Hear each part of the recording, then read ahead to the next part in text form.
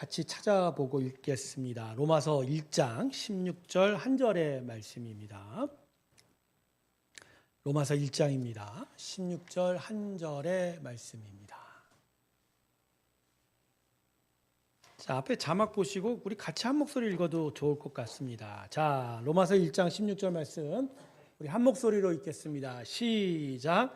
내가 복음을 부끄러워하지 아니하노니 이 복음은 모든 믿는 자에게 구원을 주시는 하나님의 능력이 됨이라. 먼저는 유대인에게요, 그리고 헬라인에게로다. 아멘. 제가 다시 읽어드릴게요. 내가 복음을 부끄러워하지 아니하노니 이 복음은 모든 믿는 자에게 구원을 주시는 하나님의 능력이 됨이라. 먼저는 유대인에게요, 그리고 헬라인에게로다. 아멘. 초대교회가 예루살렘에 세워진 후에 예수의 복음이 전 세계로 전파되어 가는 과정에서 수많은 전도자들이 항상 부딪혔던 것은 십자가 때문이었습니다. 십자가. 사실 신에 대한 전도라고 했다면 십자가로 부딪히는 갈등보다는 대단히 편했을 겁니다. 그러나 예수 그리스도의 전도자들이 전한 건 핵심은 결국 십자가였거든요. 아마 십자가에 대한 갈등 때문에 계속 그들은 엄청난 갈등과 어려움 속에서 복음을 전할 수밖에 없었던 것 같습니다. 자, 그러면 십자가에 대한 갈등이 뭐냐? 대략적으로 두 가지 반응이었던 것 같아요. 오늘 본문 말미에도 보면 먼저는 유대인에게요, 그다음에 헬라인에게로다라고 했는데요. 아마 이 두 반응이 서로 나누어진 반응이었던 것 같아요. 첫 번째는 헬라인은 십자가 복음을 웃음거리로 여겼습니다. 자, 당시 헬라인이라는 게 뭐냐면 당시 세상을 지배하는 건 로마 제국이지만 그들의 정신 사상, 세계관, 문화는 이전의 그리스 제국의 문화들이 계속 다스리고 받고 있었거든요. 그러니까 헬라인이라는 것은 그리스 문화 배경 속에 사는 사람들을 가리키는 겁니다. 그런데 이 헬라인의 사고에는요, 그리스 신화, 그리스 신관에 대한 기본 지식이 깔려 있는데 그들에게 있어서 신은 불사의 존재입니다. 죽지 않는 존재라는 거죠.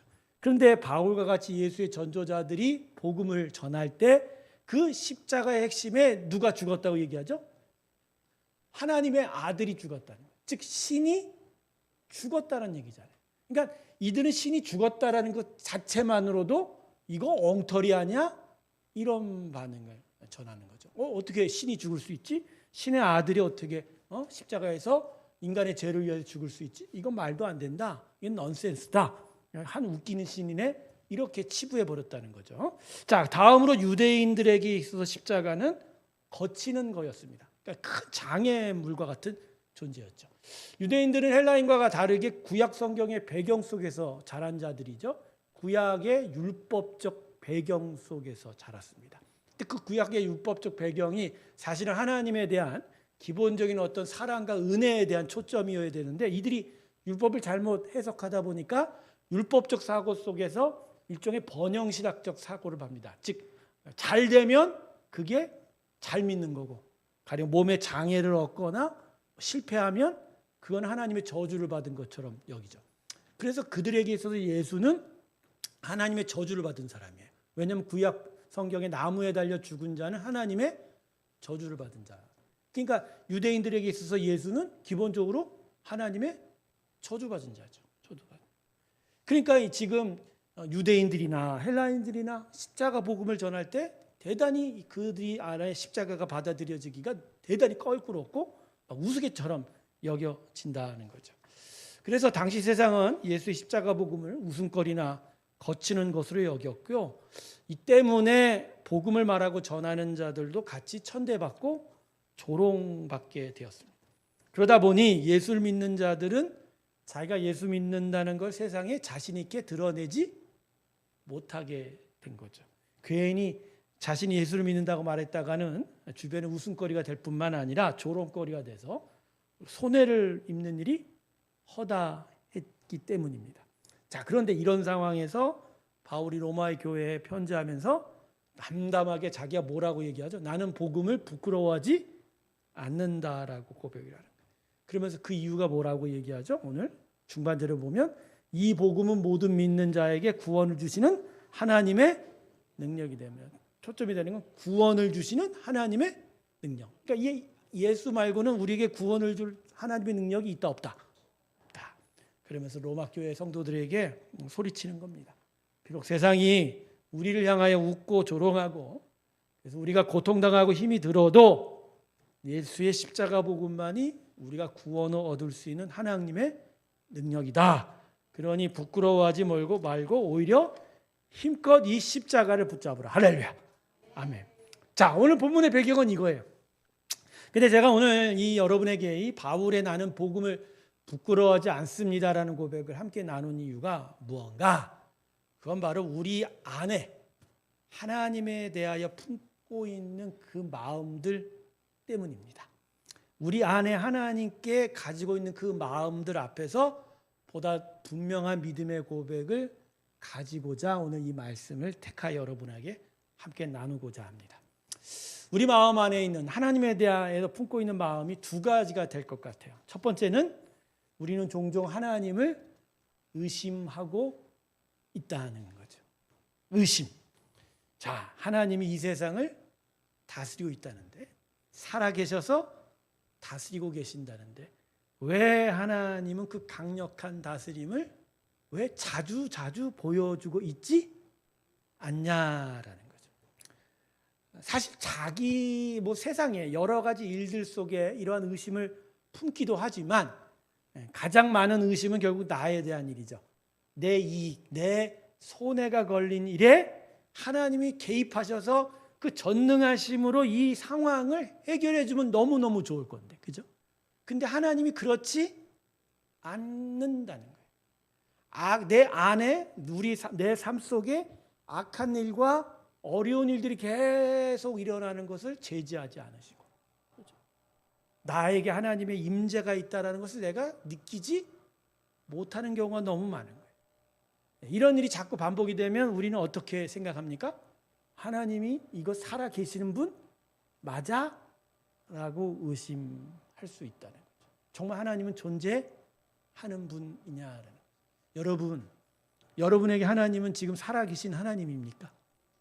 아마 100%는 믿는다고 얘기 못할 거예요. 100%는 아닙니다. 모든 일들마다 의심하고 있을지 모른다는 거죠. 자, 두 번째 마음은 더 나아가서 하나님을 자주 미워하고 있다는 거죠. 뭐라고요? 미워하고. 하나님이 계시는 거는 인정하겠어. 하나님이 이 땅을 다스리는 건 인정하겠어. 근데 왜 유독 나한테는 이러시는 거야? 라고 생각하는 경우가 종종 있는 거죠. 아니, 우리 옆집은 너무너무 잘 되는데 예수 믿고 왜 나만 잘 안 되는 거예요? 왜 우리 옆 교회는 잘 부흥하는데 왜 우리 교회만 부흥 안 하냔 말이야. 그죠? 왜 옆 교회 성도들은 그렇게 잘 나가는데 왜 우리 교회 성도들은 참 어려운 일이 많냐? 그때마다 우리는 마음에 무슨 생각해요? 저분은 우리를 미워하나 봐. 정말 미워하나 봐. 가끔 성도님들 이렇게 우스갯소리 하는 거 보면 그냥 우스갯소리 같아 보여도 마음에 뭐가 있어요? 미움이 있어요, 하나님한테. 솔직히 손 들어보세요. 하나님께 미움 갖고 계신 분.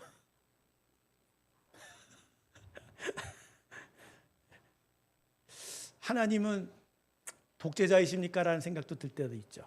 하나님은 당신의 영광과 당신의 뜻만 이루어가기를 원하지, 그지? 나는 나 잘 되는 거는 결코 도와주지도 않는데 우리 하나님 미워라고.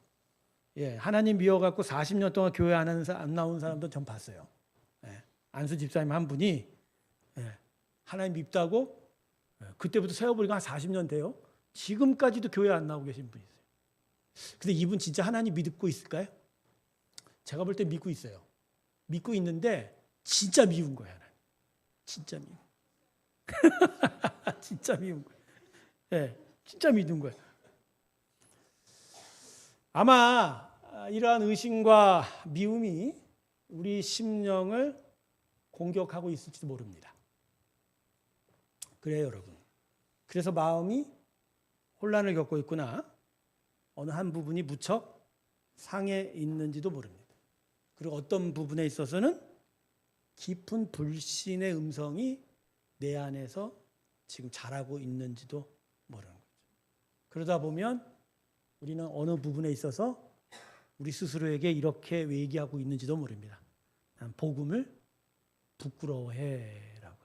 여러분, 복음을 부끄러워한다는 건 다른 게 아니에요. 복음을 부끄러워하는 건 다른 게 아니에요. 이 복음 앞에서 내가 미원적인 태도를 갖고 있는 거예요.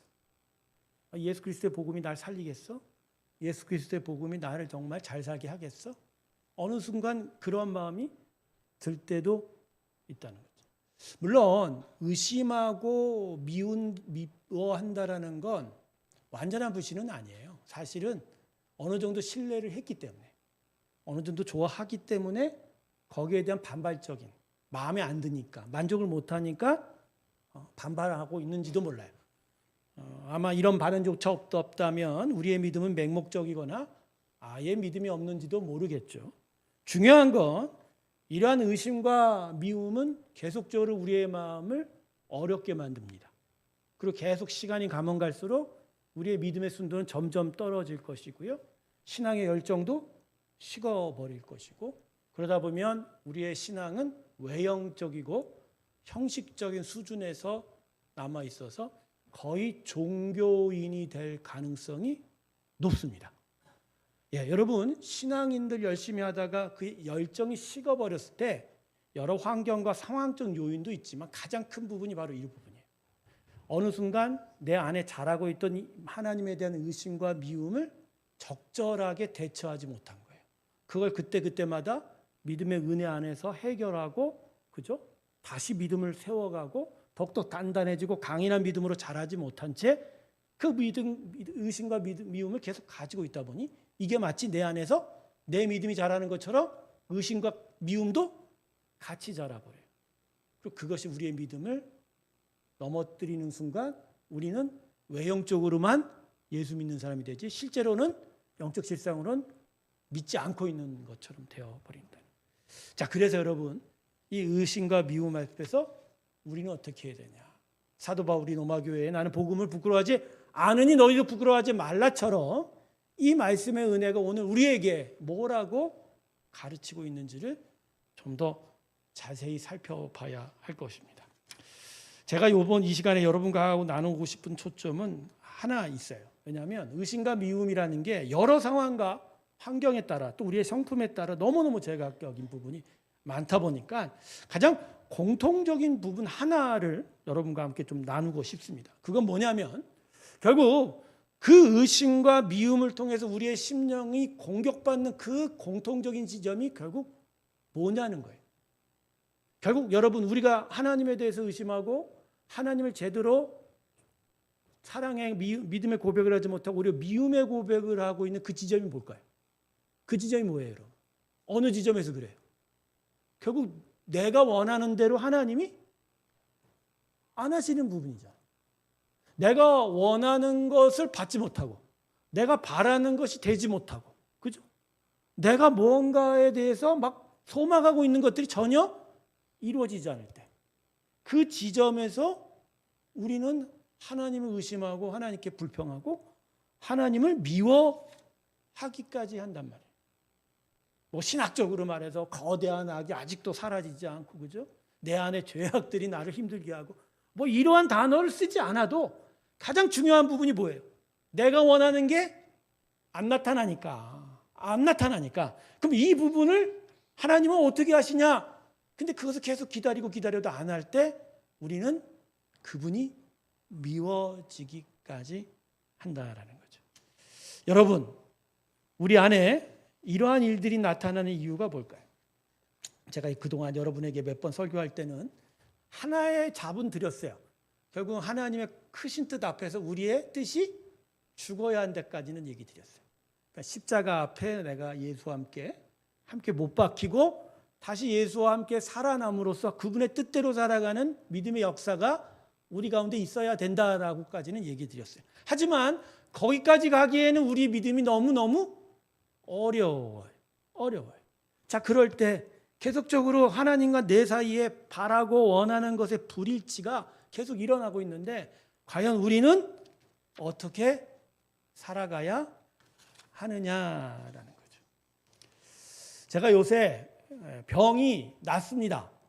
제 공황장애가 재발을 했어요.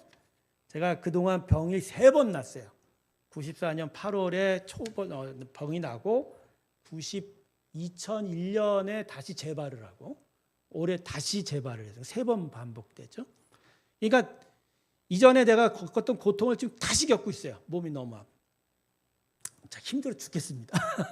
힘들어 죽겠는데 그런데 하나님이 이전에 저한테 2000년도에 주셨던 말씀이 또 생각이 나는 거예요. 고린도후서 12장 9절을 보면 나에게 이르시기를 내 은혜가 내게 족하도다. 이는 내 능력이 약한 데서 온전하여짐이라.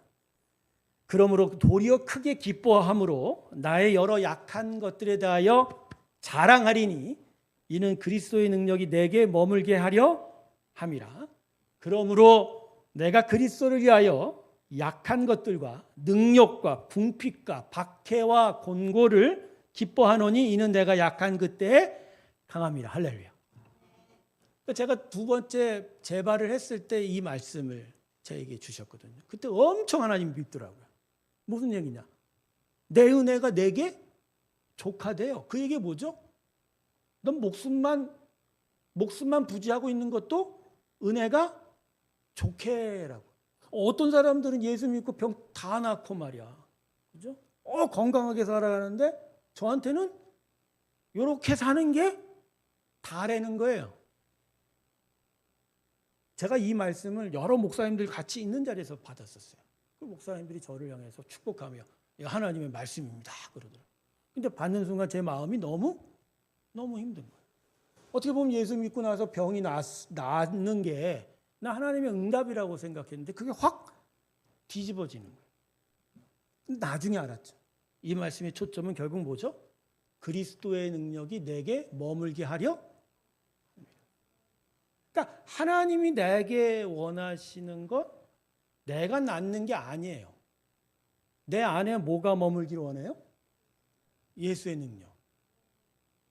제가 아마 그때부터 십자가를 사랑하기 시작했어요. 지금도 십자가를 다 사랑하지 못합니다. 저도 여러분과 똑같은 성정이라 힘들고 어렵고 고통스러운 거 저도 싫어요. 그렇지만 제 안에 하나님께서 하시고자 하는 뜻은 바로 이거예요. 내가 약한 그때 그리스도가 강해지는 거예요. 근데 이번에 이 말씀이 생각나는데 원망도 없어요. 불평도 없어요. 그냥 또 짜증나네. 그 정도예요. 근데 뭐 그건 제가 걸어갈 길이죠. 제가 살아가야 할 길이죠. 그냥 제가 주어진 대로 살아가야 되죠.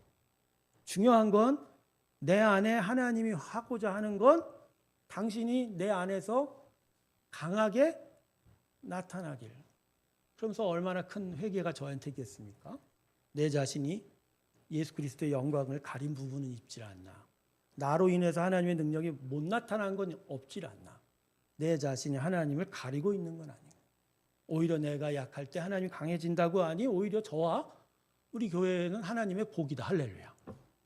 그렇지만 제 마음에는 너무너무 힘들죠. 육체가 너무너무 힘드니까. 그런데 어떻겠습니까? 중요한 건 하나님이 이걸 원하시는 거예요. 여러분, 전 그래서요. 하나님에 대한 의심과 미움은 결국 자기 의예요. 결국 내가 원하는 것을 너무 바랄 때 나타나는 진짜 자기 사랑 때문에 나타나는 것이다라고 결론을 내렸습니다. 여러분, 결국 하나님이 우리에게 바라는 건 내가 나를 사랑하는 게 아니라 내가 하나님을 사랑하는 거예요. 그래서 하나님을 온전히 의지하는 거예요. 그래서 그 의지하는 하나님이 내 삶에 완전한 하나님 되시기를 원하는 겁니다. 할렐루야. 그걸 위해서 내 삶에 내가 원하고 내가 바라는 건 아니어도 그분이 당신의 일들을 이루기 위해서 때로는 시련도 찾아오고 고난도 찾아온다는 거예요. 하지만 그 결론은 결국 하나님이 강해집니다. 할렐루야. 그리스도의 능력이 우리 안에 머물게 된다. 결국 가장 원천적인 신앙의 가장 근원적인 질문 앞에 답을 해야 돼요. 뭐냐? 여러분, 우리가 이 신앙을 가진 이유가 내가 바라는 것을 이루기 위함입니까? 결국 하나님의 영광을 위하는 겁니다. 바로 거기에 우리는 답을 해야 하는 거예요. 바로 그 답을 제대로 달았을 때 우리는 비로소 십자가와 예수와 함께 죽는 자가 되고 십자가에 예수와 함께 다시 사는 자가 되는 줄로 믿습니다. 할렐루야. 여러분, 이 신앙이, 이게 바로 하나님이 우리에게 이루길 원하는 신앙이에요. 여러분, 예수 믿는 자들의 결론은 이미 정해져 있어요. 우린 이 땅에서 잘 사는 것이 하나님 우리에게 줄 기업이 아니에요. 당신의 자녀 삶은 우리에게 주고자 하는 기업은 저 천상의 천국입니다. 그 땅은 이미 예비되어 있어요. 주님께서 올라가실 때 뭐라고 하셨죠? 제자들에게 너희가 어디에 갈지 무엇을 할지 걱정하고 두려워하지 말라고 그랬어요. 내가 가는 그곳에 너희가 쉴 곳이 많도다 그랬어요. 이미 갈 데가 있는 거예요. 우리에게 하나님 주실 건 거기 있어요. 중요한 건 이 땅에서는 우리에게 주실 것이 그게 아니라 우리가 하나님을 온전히 섬기는 믿음이다. 하나님의 영광을 향해서 나아가는 그 믿음인 거예요. 그 믿음이 우리 가운데 잡힐 때, 우리 안에 생겨질 때 진짜 우리는 온전한 나라를 얻게 되는 줄로 믿습니다. 결국 하나님 우리에게 주고자 하는 게 바로 이거예요. 이게 믿음인 거예요.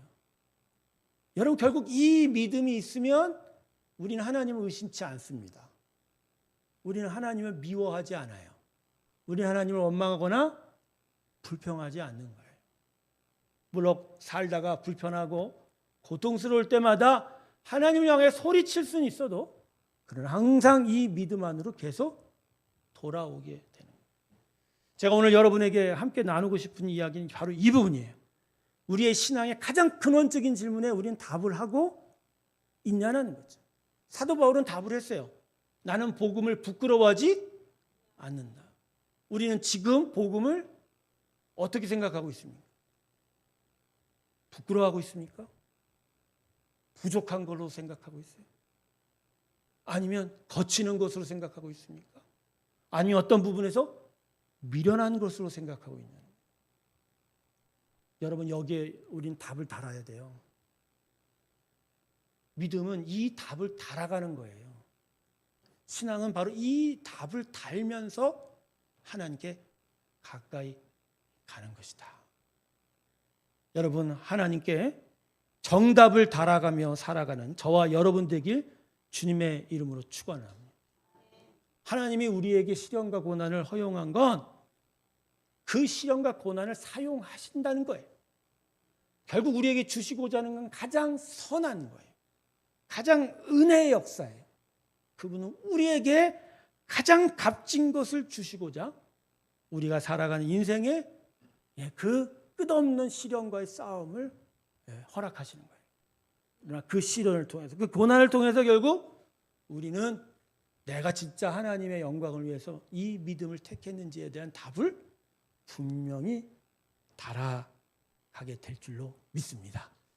오늘 이 시간 좀 무거운 질문들을 우리가 서로 나누었지만 우리는 이 질문에 반드시 대답을 해야 돼요. 그냥 예수 믿으면 복을 얻는다라는 이런 단순한 지식의 이 우리의 믿음이 아니에요. 우리 가장 근원적인 질문에 답을 하고 이 답을 하는 과정 속에서 저 천상의 천국을 얻어가는 정말 값진 것을 얻어가는 삶이 바로 우리의 신앙의 삶이라는 것을 마음속에 기억해야 될 줄로 믿습니다. 다시 한번 묻습니다. 여러분, 복음을 부끄러워하십니까? 아니죠? 여전히 복음 앞에 의심하고 있습니까? 아니죠? 우리는 복음 앞에 분명한 답을 달아가게 될 줄로 믿습니다. 우리 안에 하나님의 강하심과 그분의 그리스도의 능력이 언제나 함께하길 주님의 이름으로 축원합니다. 우리 다 같이 눈을 감고 같이 기도합시다. 때때로 의심하고 때때로 원망하고 때때로 불평하고 미워했던